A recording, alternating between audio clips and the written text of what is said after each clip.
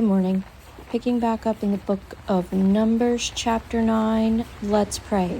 Teach us your way, O Lord, that we may walk in your truth. And the Lord spoke to Moses in the wilderness of Sinai in the first month of the second year after they had come out of the land of Egypt, saying, Let the people of Israel keep the Passover at its appointed time. On the 14th day of this month at twilight you shall keep it at its appointed time. According to all its statutes and all its rules you shall keep it. So Moses told the people of Israel that they should keep the Passover.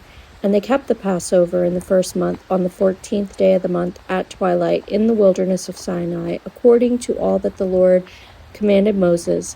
So the people of Israel did. And there were certain men who were unclean through touching a dead body, so they could not keep the Passover on that day. And they came before Moses and Aaron on that day. And those men said to him, We are unclean through touching a dead body. Why are we kept from bringing the Lord's offering at its appointed time among the people of Israel? And Moses said to them, Wait, that I may hear what the Lord will command concerning you.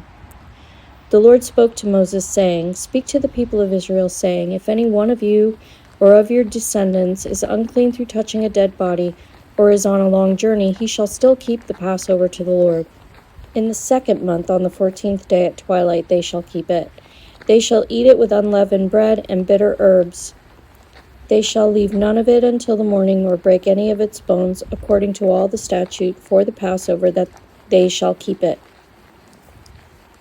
But if anyone who is clean and is not on a journey fails to keep the Passover, that person shall be cut off from his people, because he did not bring the Lord's offering at its appointed time. That man shall bear his sin.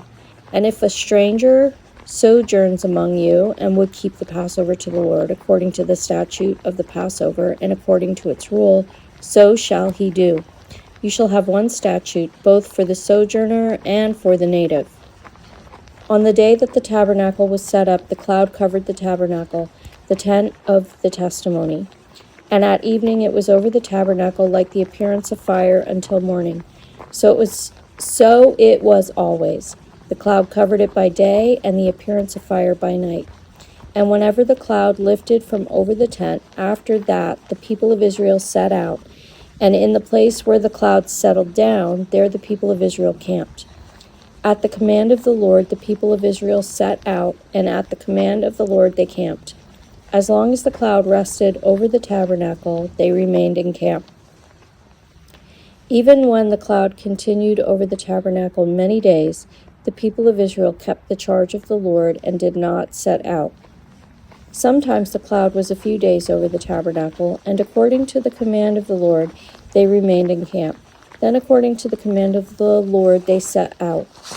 And sometimes the cloud remained from evening until morning, and when the cloud lifted in the morning, they set out. Or if it continued for a day and a night, when the cloud lifted, they set out. Whether it was 2 days or a month or a longer time that the cloud continued over the tabernacle, abiding there, the people of Israel remained in camp and did not set out. But when it lifted, they set out. At the command of the Lord they camped, and at the command of the Lord they set out. They kept the charge of the Lord at the command of the Lord by Moses. May God bless the reading of his word.